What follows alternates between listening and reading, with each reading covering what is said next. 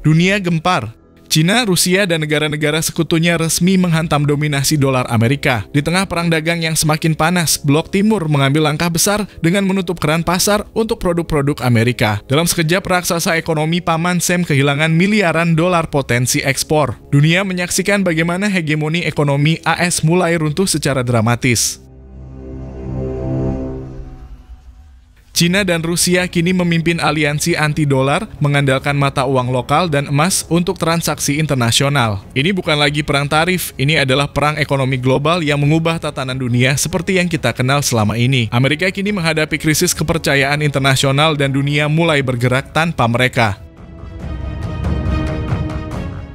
Perang dagang terbaru antara Amerika Serikat dan Cina tidak lagi sekadar soal tarif impor, ini sudah berubah menjadi pukulan telak terhadap dominasi ekonomi global AS. Keputusan Presiden Trump untuk menaikkan tarif hingga 104% justru menjadi bumerang besar yang mengguncang kepercayaan pasar dunia terhadap produk Amerika.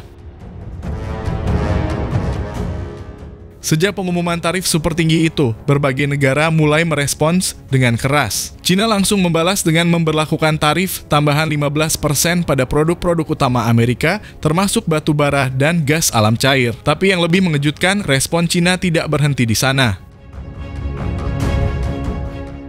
Alih-alih melemah, Cina justru menguat. Dalam beberapa minggu terakhir, Beijing mempercepat pembentukan aliansi strategis dengan Rusia, negara-negara Asia Tenggara, hingga mempererat kerjasama dalam Blok BRICS. Blok Timur mulai menyatu dan target mereka jelas kurangi ketergantungan pada dolar.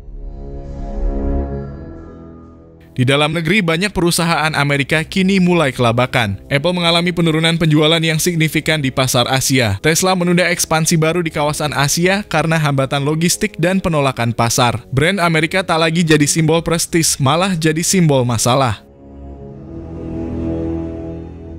Para ekonom memperingatkan bahwa strategi Trump tidak memperhitungkan perubahan geopolitik saat ini. Dunia tidak lagi bipolar seperti era Perang Dingin. Aliansi antar negara berkembang kini jauh lebih cair, fleksibel, dan pragmatis. Mereka memilih stabilitas ekonomi dibanding tunduk pada tekanan Amerika. Dan disinilah letak blunder besar Trump. Alih-alih memecah kekuatan Cina, ia justru menyatukan musuh-musuh lamanya. Rusia kini secara terbuka mendukung Cina dalam perang dagang ini. Mereka bahkan mempercepat integrasi sistem pembayaran berbasis rubel dan yuan. Negara-negara BRICS lainnya seperti India, Brasil, dan Afrika Selatan pun mulai menyuarakan ketertarikan untuk menggunakan mata uang lokal dalam transaksi global. Perlahan tapi pasti, dunia mulai bergerak menjauh dari dolar. Dampaknya sangat terasa. Nilai tukar dolar mulai goyah di beberapa pasar internasional. Investor global kini mulai melirik emas dan aset non-dolar lainnya sebagai lindung nilai. Dominasi dolar yang selama puluhan tahun tak tergoyahkan mulai retak dari dalam. Cina sendiri makin percaya diri. Mereka memperluas penggunaan yuan dalam perdagangan internasional, khususnya dengan negara-negara penghasil energi dan pangan. Bahkan Arab Saudi disebut-sebut mulai mempertimbangkan ekspor minyak dalam yuan. Di tengah semua ini, Trump justru semakin agresif, mengancam dengan sanksi tambahan. Tapi dunia sudah tak lagi takut. Keputusan-keputusan sepihak Amerika dianggap tidak relevan dalam era multipolar saat ini. Ketika negara-negara berkembang bersatu, tekanan Amerika tak lagi menakutkan.